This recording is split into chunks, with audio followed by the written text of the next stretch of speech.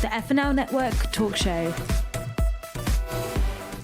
Hi, and welcome to the FNL Network talk show. I'm your host, David Stowe. I've got Susanne, Corey, Geoffrey, Brana, and Holly here today. How you guys doing? Well, Hi. So we have another week here of there's a lot of stuff going on out there right now. And I mean, we can go on and on and on about a ton of topics. Trying to keep the show a little bit to an hour this time instead of a lot longer than we normally been going. So I'm going to go ahead and just start it off right now with a big question. One of the things we've been talking about on this show a lot is AI. We've talked about it multiple times.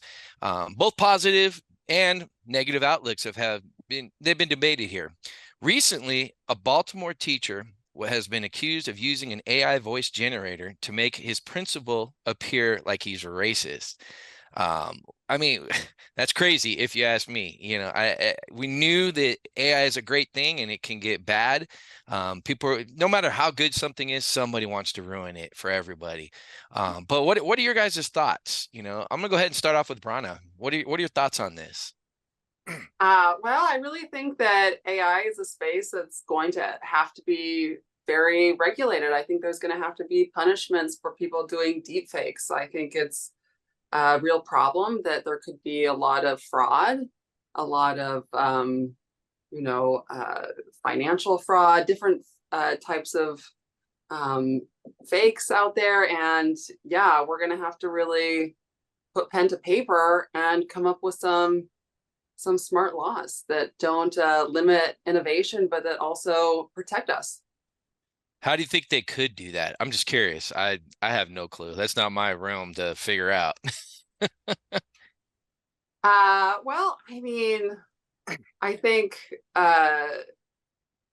getting someone's permission to use their voice is one thing. I think that should be a law. I mean, I don't think you should be able to have, I know as a model and some of my actor friends as well, I've been, submitted for roles where they want to basically take my entire body likeness and sort of my movements or like my face. I don't know exactly what they were going to do, but it was for VR, AI, something like this. And they wanted to just have the rights to it in perpetuity. And I don't think that that should be legal at all.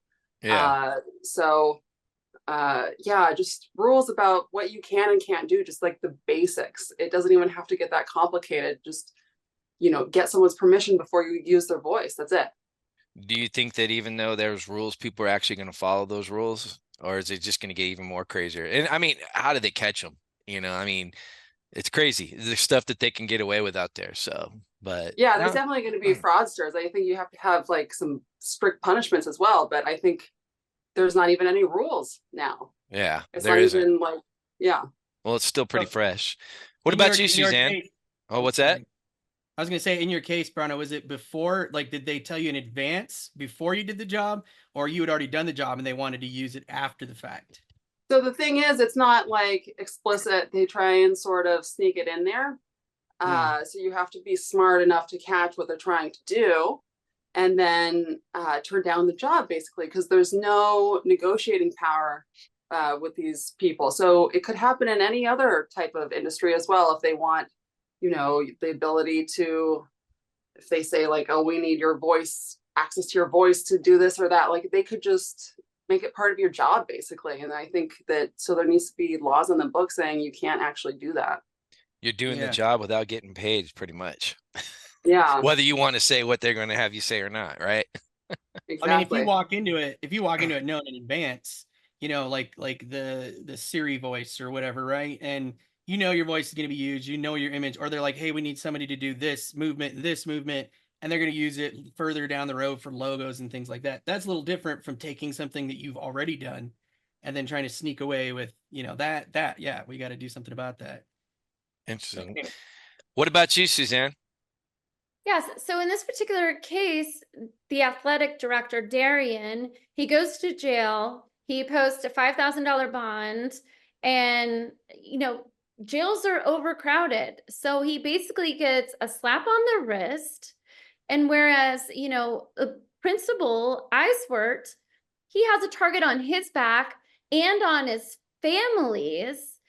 And they say sticks and stones may break my bones, but words will never hurt me.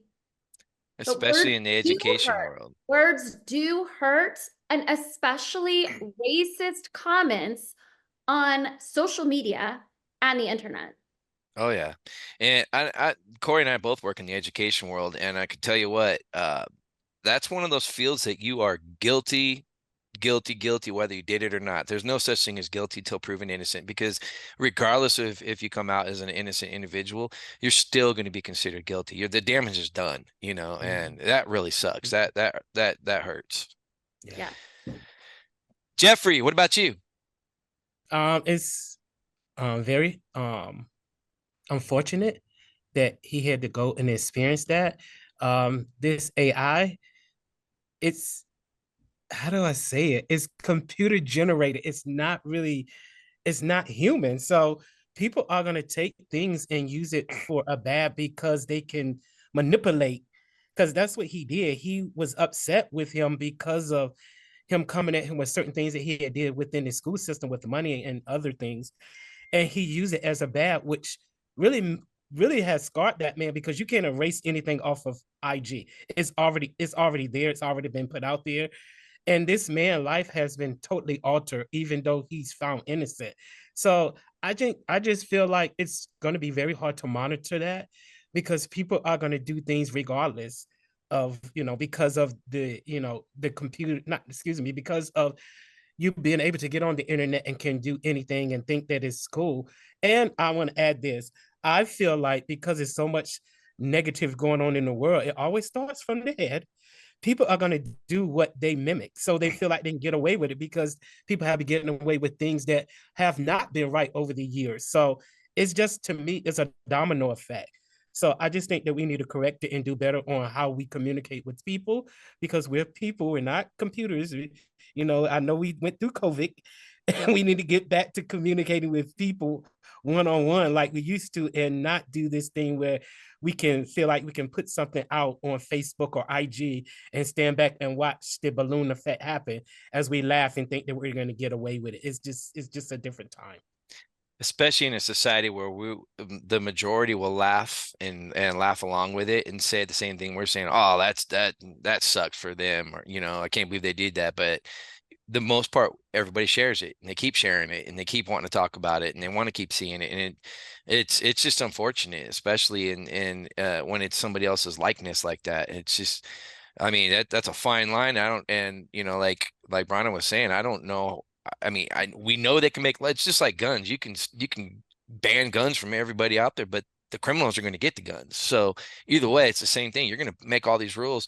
People are still going to get away with it. I'm just curious if they're smart enough to be able to figure out how somebody is using the AI, if they can trace it back to IP addresses, how they do that. Maybe that would be what they have to look into. Yeah. Holly, what's your thoughts on this? I think the whole thing is very interesting. I'm going to agree with Brana that said that it, as far as it's very prominent in the fashion industry. I actually know that because I did some research a while back on it. They're literally taking away. They're eventually going to try to completely take models and use their likeness altogether, which for the fashion industry, that's going to completely change everything. Mhm. And so it's I don't know what that's going to look like for the fashion industry, because for fashion designers, it's going to be really good, but they're going to have no models. And so it's going to revolutionize everything. And so as far as that goes, it's going to revolutionize in a kind of more unauthentic. It's gonna put a complete how do I say this, industrial touch on it, because without models, without the human touch, there will just be the brand. And with just the brand, there will be a complete commercialization that's going to just take it over. And so that's happened actually with artists.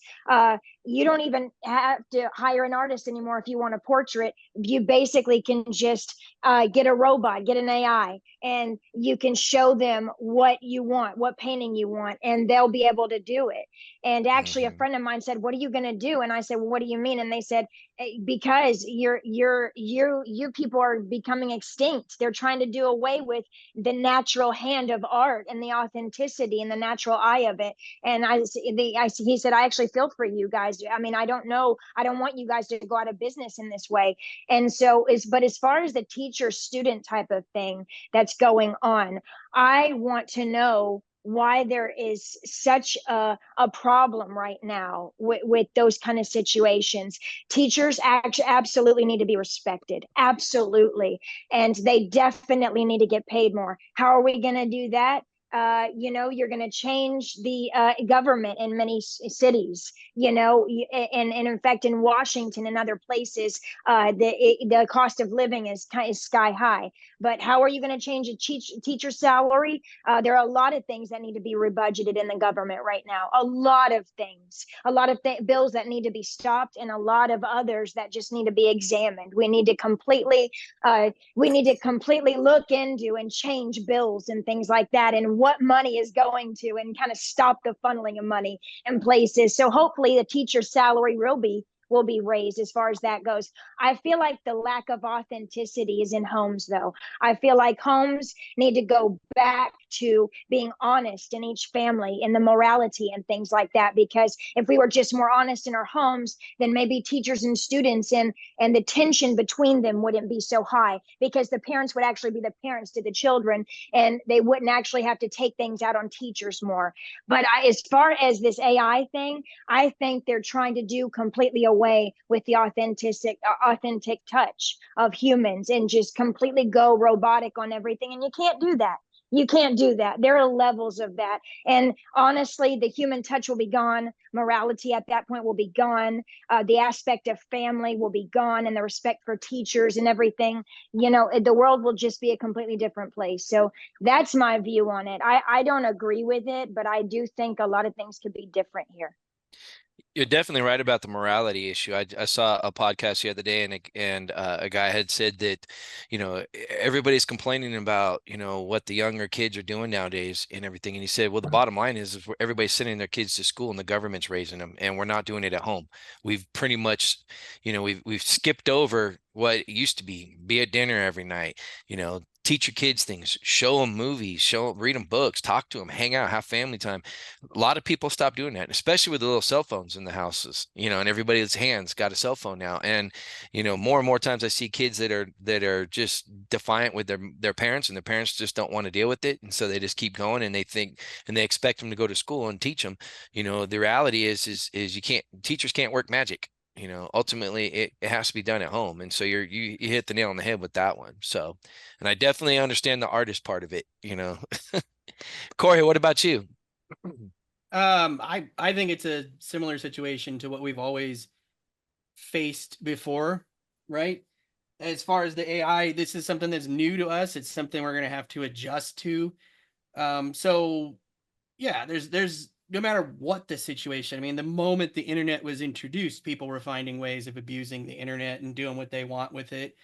And then, things none of us really want to talk about or think about, like how much of the drive of the internet was driven by the porn industry and some of these other things that end up being, if you look at the numbers and stuff, that's where it exploded. If you look at anything in history, it's usually the darker side of the story that just as the bad will take advantage of the situation, good people will too.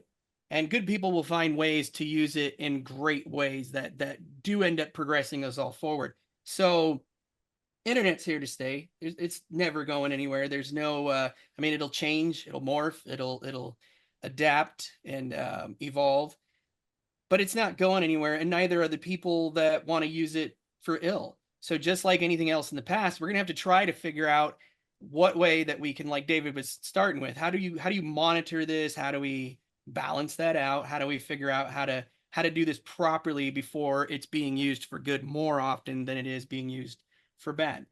And in the particular situation of this guy, I know he's going to get in trouble. There are laws that already exist, and he's being dragged across the coals, as he should be, for having done this to the man, right? And he knew out the door intrinsically that the quickest way to do this was to call racism. When he did that, because most of us are going to see somebody and be like, I don't care how much I like this person. When we hear blatantly racist things, we're kind of all like, oh, okay, pump the brakes. You know, what are you talking about? And so he knew that was going to get the most traction.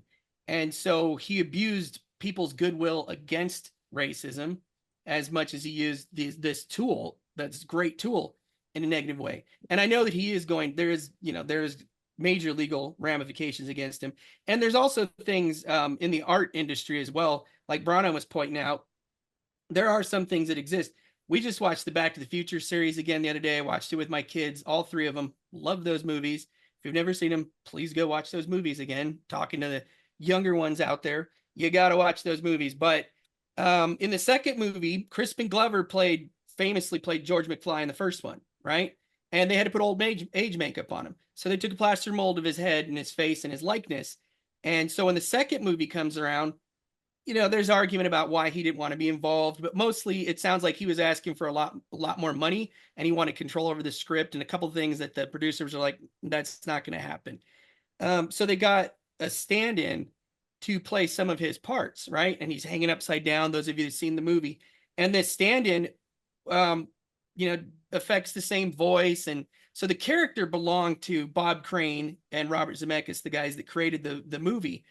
However, where they ran into legal issues was that he was able to mimic the character, but the fact is they used the plaster mold of Crispin Glover from the first movie, right? And they used for old age makeup in the first one. They used that to make prosthetics in order to make this new actor look like Crispin Glover even more. And that's where they ended up running into legal problems. And there's a law now that exists because of that. And this was I think early 90s that this occurred, right? So I know that there have already been arguments about likeness. And now that AI enters the picture, we're going to have more. And unfortunately, some of those things are going to happen before anybody, I'll say lawmakers, before the lawmakers step forward and do something about it. Usually something like that has to go wrong first, right? So this case that we're talking about here was the first step where we get to go, okay, obviously we now have seen not only can it be done, but people are willing to do something like that heinous with this technology. So, well, let's hope that they do come up with something and we don't ruin the great things that come with AI because of the people that want to screw things over for everybody else. So recently I took a trip to France. Loved it, loved the scenery, loved everything about it, except there was a few things that bugged me. There was a lot of different, I guess you could say, culture differences. There were some things about it that kind of turned us off as a family. And the France right now is hosting the 2024 Summer Olympics, which I absolutely grew up loving the Olympics. I think it's amazing. I think it's good things about it. You get to see the best athletes in the world compete.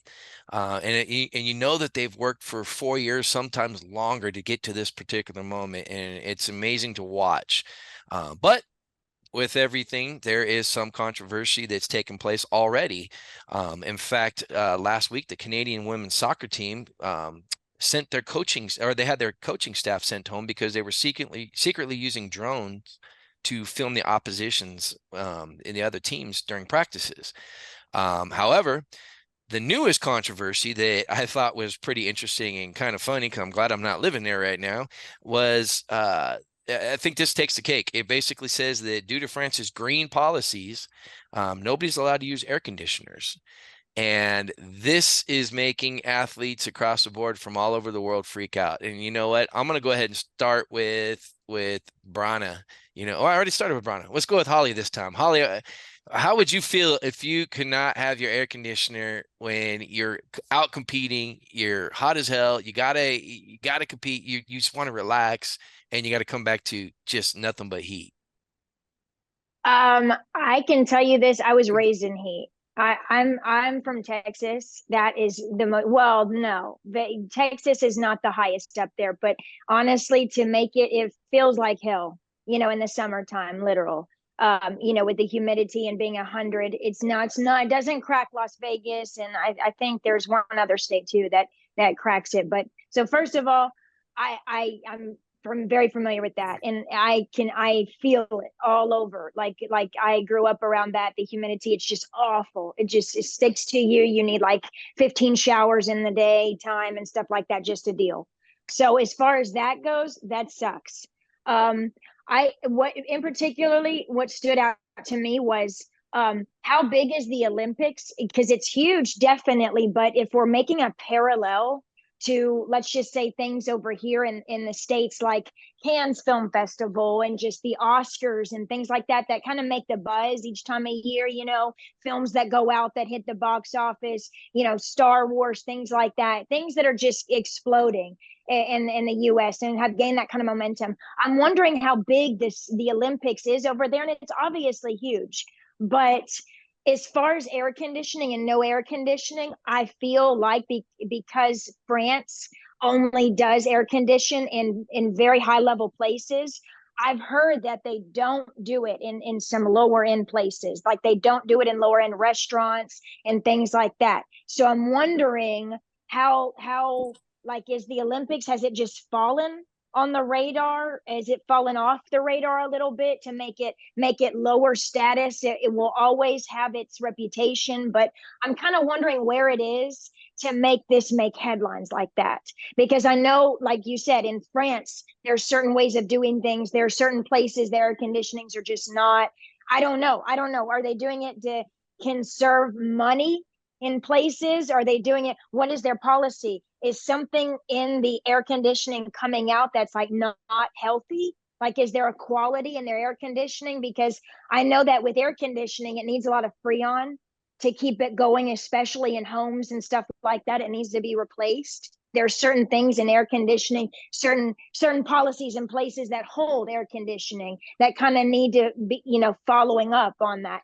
So I don't know how well are they treating their AC units as far as that goes. I mean, a family member of mine has their own air conditioning business, so I know all about that. So what I'm trying to say is, what area is it in to make it like this? What's the economy like? What's the deal? It's just, these things are very strange, but overall that would suck, to be without air conditioning. Yeah, I do know from what I read, it was in the hotels. They're saying that we're not doing it. They're trying to keep their I guess the way of life there going, and they think they're on the open end of it, but I'll say my part in the end. Let's go with Jeff. I think Geoffrey. it's strategic. Strategic. I think because we got so much going on, I think it just is like United States. I just feel like we just. It's funny you say that, because in college football, there's been times where they've done that to the opposite team. They put them in they'd put them in the girls' locker room, and it was all painted pink, and they turned the air conditioner off on these guys, and it's 105 degrees inside, and people have complained about that before. So you might be right. Maybe it's a strategy. They've already got France doing what they needed, right? People tired of stuff that's going on in the United States. I think this is just backlash. It doesn't make any sense. The Olympics supposed to have all this money, and it's supposed to be in a budget. Why are they struggling to have AC for these people that are competing out in the heat? To me, it just doesn't. I don't see it being the green. I just don't. That's just my opinion. I think it's something that is strategically being done. Everything right now is strategic. Nobody wants to pay attention to what's going on. But we're at war, and we're at war with everybody. It is what it is. So I just feel like they're just like, forget them. Like, they can suffer just like everybody else. Like, they're not on the radar where they should be in these hotels. That's what I feel. That's just what fell in my spirit. I just feel like it's just, they don't care. It's like, okay, don't give them AC. Like, makes sense. Hey, that's how I felt when I was in France, and that had nothing to do with the Olympics, but I get it. Susanne, what about you? Yeah, so I'm going to jump to Canadian soccer because I'm very passionate about this. I think with what happened here, the fact that the coaches, yes, they were sent home, but apparently, based off reporters and the internet, that this has been going on for years, where the Canadian soccer teams they are watching other practices, via drones. So my question is, what are the repercussions for that? Why are they just being caught now? And the fact that, you know, when they have their team strategy meeting, everyone's circling around, the coaches present video footage, and clearly it's a bird's eye view. You would think collectively at the time the team would be like, well, there's something morally wrong here. Clearly this is a drone we're watching, and we need to stand up for our moral rights as a team and make sure whoever is leading us into victory has these moral codes, these moral ethics. Definitely. No, I agree 100% with that. Brana, what about you? So I'm excited to be able to speak now because I have a totally different view than everyone. I actually lived a few years in Europe. I grew up there partially, and I just see that one of like the most important things to French people is their culture. And so I think they're viewing the Olympics in you know, their country as a opportunity to welcome people to their culture and, you know, sort of enforce that on the athletes and everyone else. And I know there have been other scandals recently. I know a lot of my friends who have been traveling have been complaining about all the streets being shut down for the Olympics. And it's been a big hubbub for everyone. But I just think that, you know, it's actually quite nice to not have the air conditioning for athletes who are at their peak, you know, physicality. So I don't see it as a big deal. But I don't think it's strategy. I don't think it's like a nefarious thing. I think it's just French people being French people. Well, you said it's culture, but isn't that like a strategy because that's their culture? So you're coming over here to their culture and they're telling you, like, this is how we do it. So let's see I how think they y'all would do that survive even in if our there was no culture. competition. If I you think they would be can't like, survive with the heat, no AC, like to please. me, that's No what I AC. see. what about you, Corey? We live in a town much like Holly was talking about, Texas, where we pretty much live right behind, you know, the devil's butthole when it comes to blowing hot air on us day and night. And I know for you, I like to call Corey Frosty the stove man because he cannot stand the heat, you know. And I can guarantee you, Brana, Corey would be the first person up in the front of the line complaining and screaming, and we'd have a complete meltdown, including him melting as we do it. But what about you, Corey? What's your thoughts on this? Yeah, my personal thoughts are, of course, I would hate it. I like having the air turned down as low as I can anyways. We do live in the desert, grew up in the desert. It's not something you particularly get used to. It's something you, as a human being, you literally have to hide from, right? It's not healthy to be out there in the kind of weather that we get. That's not French weather in France. I don't think anywhere in France gets as hot as, you know, like David said, we're between the Devil's Butthole and Death Valley. We're not that far, you know, a few hours away from Death Valley. And what Which do they is the get? highest temperature ever recorded. 134 degrees or something. 134 degrees, highest temperature ever recorded. Yeah, when you go out there, it's all about the Pioneer Pass, and I'm like, man, you can just imagine going through with cotton, you know, the wool clothing and these covered wagons and trying to cross that desert. And so, you know, flat surfaces, like really flat, that doesn't exist in nature. That's something we've created for ourselves. Air conditioning is something we've advanced towards and created for ourselves. And I believe in advancing technology. As I've said with you guys, I believe in AI. I don't believe that in order to advance technology, we should be polluting the air as we were with the amount of coal that was going on during Victorian Europe, right? Particularly Victorian England. Obviously, we need to fix it. We need to get better. And with the whole green thing, we're talking, you know, we're seeing things like the windmills, which we live near Tehachapi, tons and tons of windmills. We have all these solar panels they've built out here. It's not there yet. None of it's really doing the job. And when you get this kind of heat out here and the electricity comes into the picture, everybody's turning their ACs on out here, and our grid can't handle it. Now they want us to go to electronic cars. Our grid can already not handle people turning on their air conditionings, let alone, you know, everybody having an electrical car. So I'm all for it. I think all of us are about taking care of the environment. But at the same time, I don't think we're doing it yet. I don't think we're there yet. And I don't think fighting each other over this and saying, oh, you hate the environment and I love it. Oh, no, you hate the environment and I love it. That's a silly argument. I think we all want the world to last. We all want it to be a better place. There are jerks out there that'll just throw their trash anywhere. Of course, those people will always exist, just like the people that want to ruin the internet and AI. So beyond that, I think the rest of it has become super, super political. I don't see the actual advantage of France not allowing the AC to be green, because again, and I've said this on the show before, but if Europe and the United States fell off the map tomorrow, it wouldn't even affect the pollution in the air. We're not the ones that are responsible for it.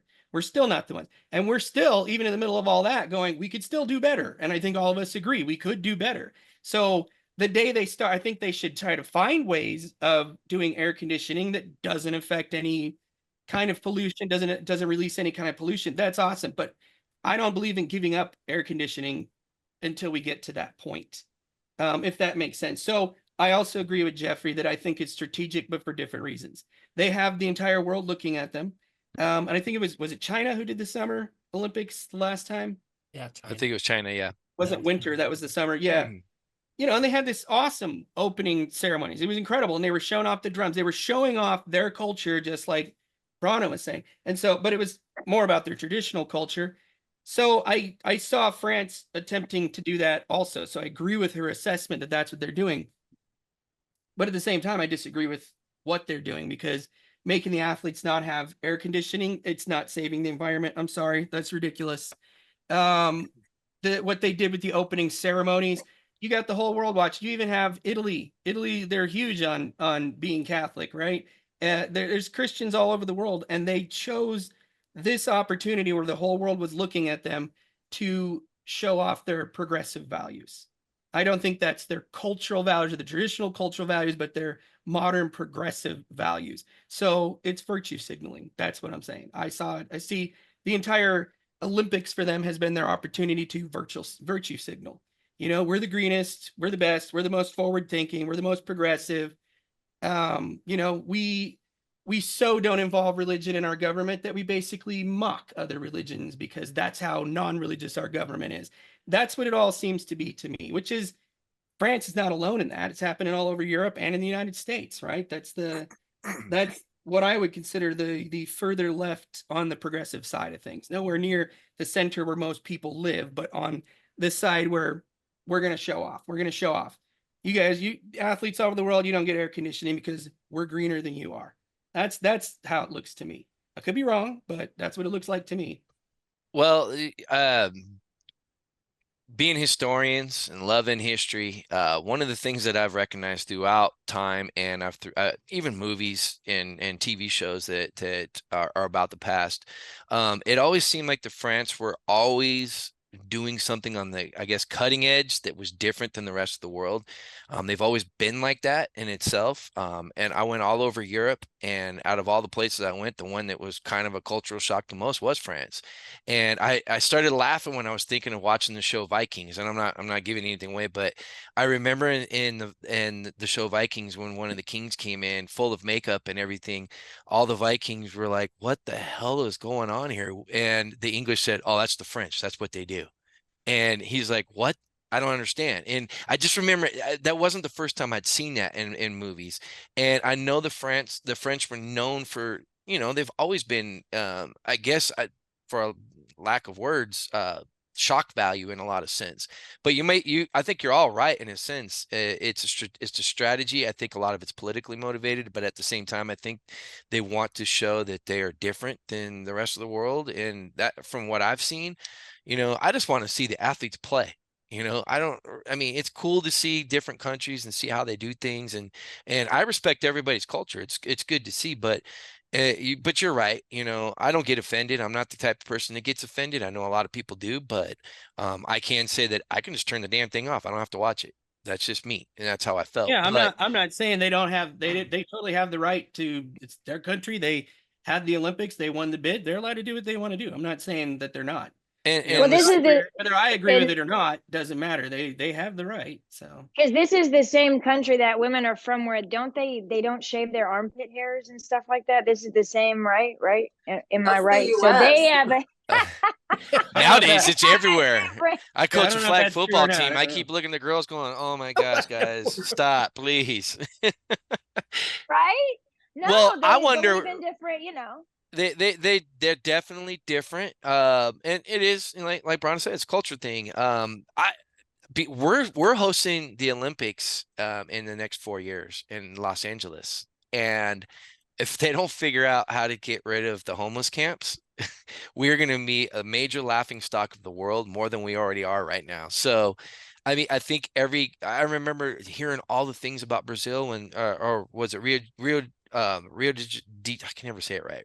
Rio de Janeiro, when they were doing when they had it, they were shipping convicts out there. I was hearing, just the stuff I was hearing was like, these countries do a complete sweep and they build things. You know, it's almost as if it's like the old, Corey, what's that thing you like, the Chicago, back when Chicago like World's Fair. the Chicago, when the Communist. Olympics have turned into the new version of the World's Fair, everybody's eyes are watching your country, your culture. What can we do to show you what we're about? You know, and half the time everybody's watching going, what the hell? You know, and then other people are like, oh my God, you know, what are we doing here? You know, so I wish they could Paris built keep the Eiffel Tower. politics. I just wish they'd keep politics out of sports, and in general, that's just my opinion. But we just live in a world that's never going to happen. So, speaking of Well, it politics, that's a depends on perfect the segue. situation, right? Yeah, I guess I mean, that's a Jesse perfect Owens segue. running across in front of Hitler was amazing to me. So all Oh, of that. well, yeah, that was It's funny. it's Yeah, incredible. So the Nazi Olympics, that that wasn't was great. politics, though. I guess that was human rights. So Well, and you know, we don't have the internet now that we did. Like, I mean, they didn't have the internet back then like we do now. So the majority weren't understanding what Hitler was and his policies were about. People were just like, oh, sounds like he's cleaning up the country. You know, that was what they thought, you know, until they found out later. So speaking of that, here's a perfect segue into it. Election day is coming up in November. In the U.S., Super Tuesday is what they call it. It's always on Tuesdays. I sound like a retarded politician right now, the way I'm speaking on that one. Many Americans love to procrastinate, making Tuesday evenings across America chaotic with lines across the board. Often people wait until after work, they see the chaos, and they decide to opt out. And just, you know, usually I hear people say, you know what, well, my vote doesn't count anyway, so why stand in line? Doesn't matter. Whatever I vote on is not going to get picked anyways. I have no say so. And I think that's severely misleading, for one. But at the same time, you know, I think it would be great, and I've heard this come across before. They've talked about making Election Day a national holiday. What are your guys' thoughts on making Election Day a national holiday? I'm gonna go ahead and start off with Geoffrey. What's your thoughts on that? Oh, bunch of people sleeping in and enjoying the day. You think they'll still procrastinate and be like, I got the free day. I'll go at the end of the day. I don't think that'll change. I got a barbecue to get to. Yeah, I enjoy got that drink day beers, and take that day literally and just enjoy it. It's a holiday. Like, no, Yeah. seriously. I don't know. I feel like people. I don't think they would change. I don't think it would make a difference if they gave that national holiday, that people would still be thinking the same way. Like, why do it? I don't think that would make a difference, me personally. Maybe they make a holiday the day after, like the Super Bowl. We were still waiting for them 3-day weekends for Super Bowl holidays. Yeah. Super Bowl Monday. Yeah. Super Bowl Monday. What about you, Brana? I think there are too many holidays. I actually Hey, we're don't like- Americans. We can do 340 of them if we could, and that's more than there's days. Or no, I guess there's a few days we could still be there. I feel like it's holiday, then like a little break, then holiday. It's too many holidays for me. But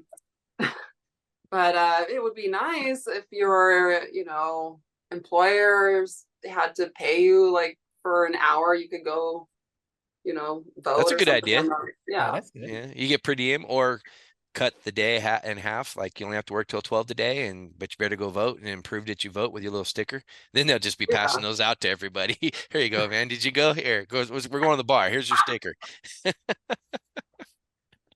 Yeah, use that, those stickers, man. that would be a good That's fun. idea, though. Employers, well, I don't know. Then employers are going to be bitching and crying about, I don't want to pay for that. Just go vote. Shut up. But that's good. That's a good idea, you know.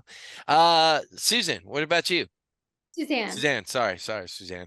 Okay. I have two thoughts, if I may. I'd like to comment on France. I was born in Paris, France, and the French women are known for their natural beauty and iconic classic style. Secondly, regarding the Super Tuesday, I think they should start Tuesday voting at midnight, which is early Tuesday morning, and then take the voting all the way to 11:59 p.m. So, you know, depending on what shift you may have at work, you'll be able to fit it in, and then the lines won't be so long, and it will not cause any kind of procrastination, but organization of a schedule. That's a great idea. Heck, you know, we got that. Suzanne for governor. Here we go. Merci beaucoup. That's a good one. I like that one. Holly, what's your thoughts? I love it, Merci beaucoup. She's so cute. I have a friend who's from France. Actually, no, they're from Europe. Actually, they're from San Francisco, but they grew up in Europe and did plays in Europe. And they speak French fluently. I absolutely agree as far as that goes, and that you guys definitely have a touch about you. You guys are very classical people. You're very beautiful people. You know, from your outward appearance all the way to your beliefs and things like that. You know, it's been said that you guys are snobby. I don't think so. I think you guys are great. You know, whoever wants to be snobby can have their own opinion. I choose to embrace the French, just like everyone chooses to embrace what they are. So I believe in embracing and just loving as far as that goes. As far as election, I actually believe it definitely should be a national holiday. I'm not saying banks, when I say that, hold off on the extravagance of it. I think that banks should not close. It should not, it should not be this national hold everything, hold man the barricades, like kind of thing. I think it should be where adults and citizens like rightful citizens, people who, honest, workers, taxpayers, that kind of thing, people that actually need a voice and get to express their voice, because the people that are actually working in the day, not a lot of people get to vote because they're actually working, as far as that goes. And so I do believe it should be a national holiday. Should banks close and this and that? Should that go, should that be taken out of context? No. I think businesses should go back to normal, but I think the citizens who have that blocking them and their schedules normally blocking them, I think that the day needs to be spent when citizens and families should come together and actually talk about things. Why are we voting today? What's the importance of that? I know that growing up, I never felt like I had enough time, and it was so overwhelming to me. I was so scared. Who am I going to vote for? Am I voting the right thing? How do I even get the concept of all of this? And that's a lot of pressure on a kid. That's a lot of pressure on the parents to teach the kid. That's a lot of pressure on just the world, and on America as a whole, on any voter. It's a lot of pressure. It's a lot of things to remember. It's a lot of things to recall and to just kind of take in and just kind of stand for what they stand for. Because I'm even bad with names as far as that goes. I have to literally say, rehearse names over and over again in my head, just to get it right. And then I have to say it out loud to that person. So with names, when I'm looking on that paper, I don't know about anyone else, but I freeze up. I freeze up when I read that name. And then when I say that name out loud, I get it wrong. And so I oftentimes want to make sure that I'm even getting the name right. Because if you get the name right, the person, the name, everything attached to that, you'll vote the right thing. But there's just a lot of pressure on it. So citizens and families and things should absolutely have that day as set aside to remember things, to know why they're voting for who they're voting for, and to why their family stands what their family stands for. As far as that goes, there's not enough emphasis on that. So yes, I do believe in that. How about a super week? Start on Friday, Absolutely. ends on Tuesday, or Super you week. know, Now! super week. Corey, Just what's your one day. thoughts? Well, I mean, Um, nobody has excuses after that. If you didn't vote, that's on you now. Everybody had at least one opportunity to go. And like you said, like Suzanne said, just make it starting at midnight on Tuesday, and go all the way around to the following 8 o'clock that following Tuesday, so that we don't have to wait till we wake up in the morning to find out the results. Right. And people can actually probably see it and go, oh crap, I got to get out there and vote because so and so is winning and so is losing. Let me get out there and do something. Maybe that'll help. But those are good ideas, all of them. Corey, what about you? Sorry. Yeah, I don't know that it'll help. Like Jeff was saying, I don't know how much it would help or not. People definitely use it to take the time off or whatever. And I don't subscribe to the whole my vote doesn't count thing, because to me, if it could count in any way, shape, or form, I'm going to make every effort to go out and get it done. As far as I'm concerned, it could very likely affect at least the next 4 years of my life. And I look at it that way. Everybody's kind of, oh, I don't care about politics. Okay, nobody does, but I do care about the ins and outs and odds of my life and my finances and how all those things are going to go on. That matters. I think that should matter first and foremost to most of us. And then on the next level is, how is the government, who are we voting for that the government's going to do their job, which is to protect the innocent, which is to, and make sure that the streets and roads and things like that are done. All of that stuff affects all of us. So, some people say, oh, it's our civil duty. Yeah, but it's also like, it affects you. So, if you have any chance whatsoever of affecting the outcome, go and be a part of that. That being said, I think we should make way more holidays. I'm sorry, Brana. I'm gonna be the opposite side of this. I'm all about let's have 4-day work weeks. 4-day work weeks. Dude, if all we did was work 3 days a week, that's fine with me. No, I love it. And I think we should have the day after Halloween, the day after St. Patrick's Day should be off. Like day after Super Bowl should be off. Definitely the day after St. Patty's Day. That'd make it a little bit easier. Yeah. But that being said, I also agree with what Holly was saying. In that not necessarily that everything needs to shut down. And obviously people have to have the choice to go to work. But on those days, employers generally pay their employees a little bit more to stay in on a holiday, right? But what I really liked what Holly was saying, what she was getting at for me was that the idea, because Dave knows, we do absolutely love, we love the holidays, love them. And obviously do a huge haunted house on Halloween. And I like the election year because we can get the little stickers that say I voted, and we put them on all the tombstones in our cemetery. So that's a fun thing to do for Halloween, right?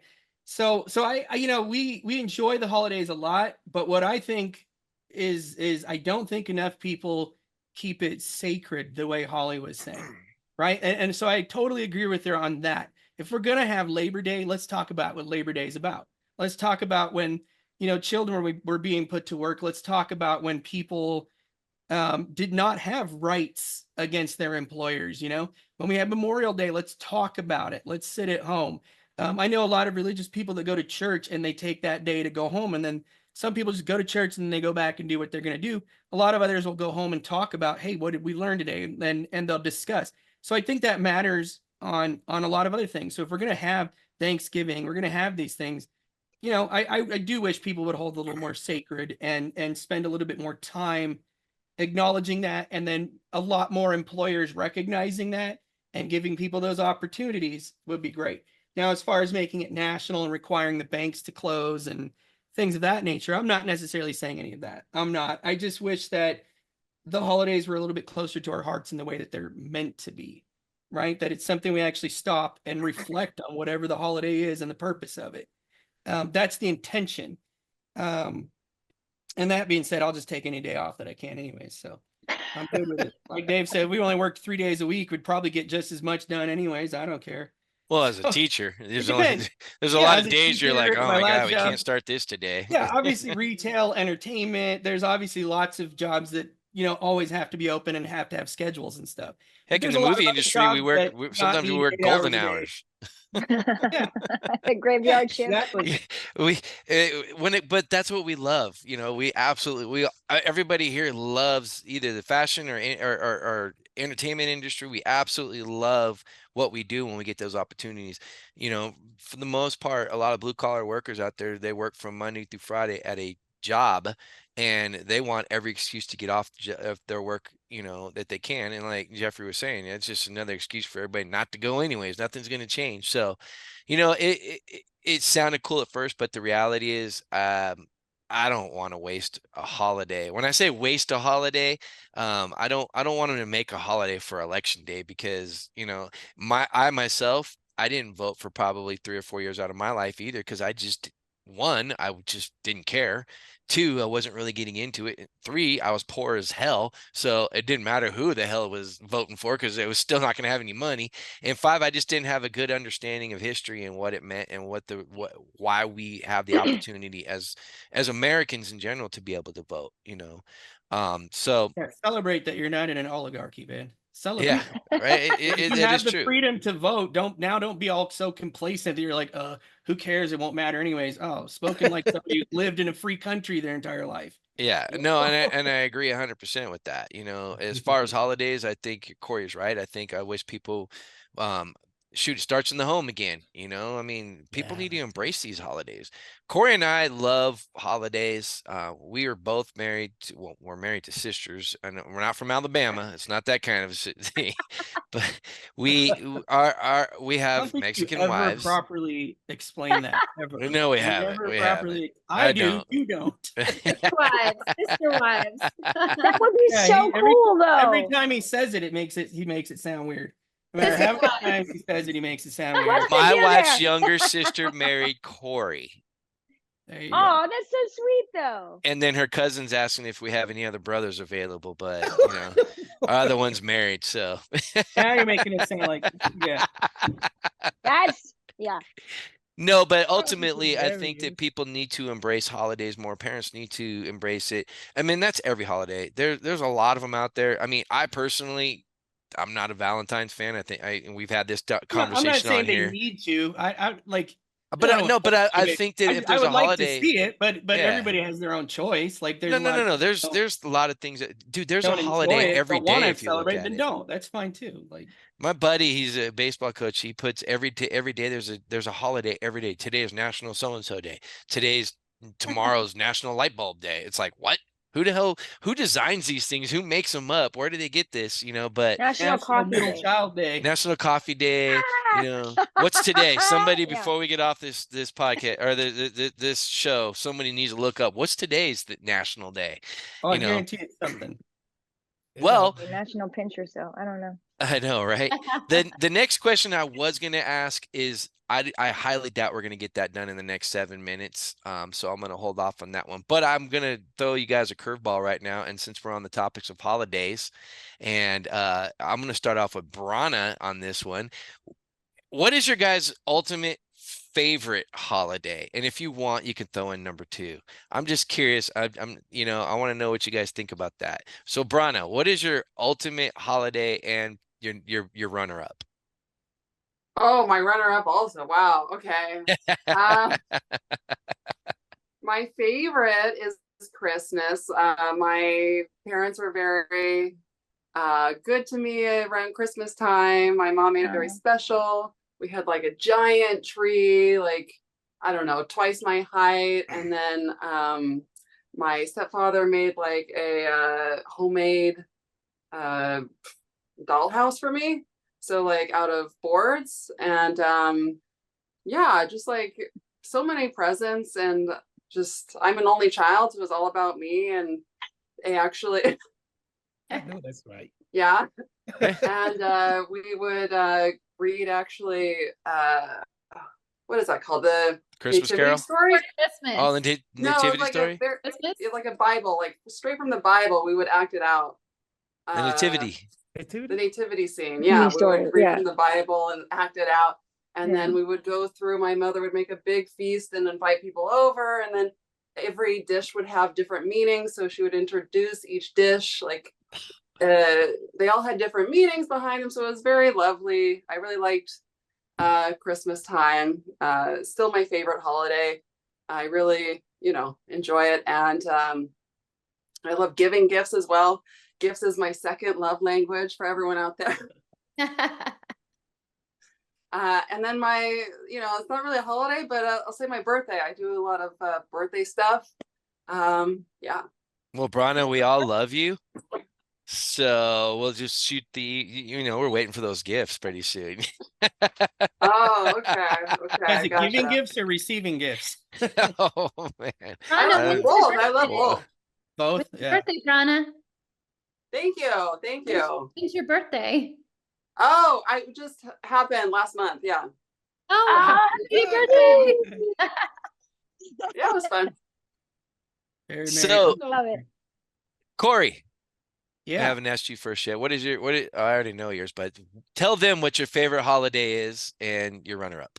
Okay. Well, first off, happy National Lasagna Day today, because that's what today is.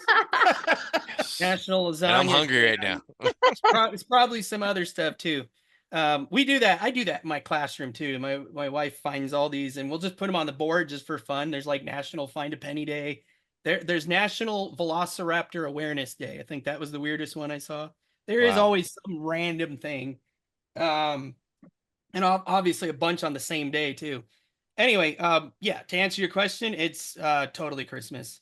Most people who know me would assume Halloween because I'm huge on Halloween and I absolutely love it. The difference is that Christmas is more about family to me. There's a lot of community stuff we still do. And it starts by giving those canned goods out that we collect at the haunt, stuff like that. There's still community, but that's like that one day that just everyone in the family is doing their very best to get together, right? That at least we're keeping that sacred, that we're going to do our very best to come together on that day. And I love that about Christmas. But of course, the music, the lights, the trees, none of that stuff has anything to do with saving your soul. But man, it makes the whole season so much better, right? And some people argue that stuff. Oh, you have to. You don't have to, but I mean, come on. It just makes everything better. And it's amazing. The music, I wait all year long for some of those songs. Some of my favorite songs are genuinely Christmas songs. So I love that. But of course, you were asking for a second one too, which is of course very neck and neck, but it just barely edges out Halloween. And Halloween's a big community event for us. We get normally we get 1,300 people a year, but last year we had like 1,700 or something like that. It was insane. In 3 hours. In 3 hours. But we absolutely love we love that haunted house. We love how it brings everybody in the community together, and it's free still. It's still something we do for the kids, and it's just one of those things that if I was a kid and I came across our house when I was trick-or-treating, my head would have exploded. And that's all it's about for us. The holidays are about, we all get older, we all have responsibilities, we all have these things we have to do. And I like everybody when you're 99 years old to not forget that somewhere inside you're still a child. I love that stuff. And I love to people get around me and they see that I do my responsibilities. I work hard. I work my butt off. David works, but man, we just let people let loose around us. Like, just be silly, be a kid sometimes. Let all that out too, and never forget. You know what I mean? I think we were talking anti-aging last week, and that's something else I should have mentioned is never letting yourself forget that you're a child and that you're just a child that has to grow up. And, so let yourself be a kid sometimes, right? And I think the holidays do that. And the more frequently we can remind ourselves, better off I think we all are. So I agree. Who's Christmas, guilty? Halloween. Who's guilty of watching Hallmark Christmas movies in the summer? Raise your hand if you're guilty of that. Be Anyone? Jeff over there, right? Jeff will, if I remember correctly, Jeff will Brana, watch them I knew it, 24/7. Yes. Brana, guilty. I have my teary moments. Suzanne, what's your favorite holiday? Oh my goodness. I love Thanksgiving. I love Thanksgiving because it's kind of like, the build up to Christmas, and it's about, that crisp fall air, the crisp leaves, and turning these beautiful colors of the autumn red, and just being with the family and just just realizing how grateful you are for your family and to be together and to have that time to cook together. And just going around the table and seeing what you're grateful for, I think it's really humbling. I agree. I like that. And watching Notre Dame beat USC, it's a great part of fall. Jeffrey, what about you? Definitely Christmas. Christmas is my time. I was gonna say, I know it. I love being around my family. It's so memorable for me. And I also love when just going out during the holidays and seeing people in their love language. People are so different during the holidays. It's just weird. They're just so nice. They're just in a cheerful spirit.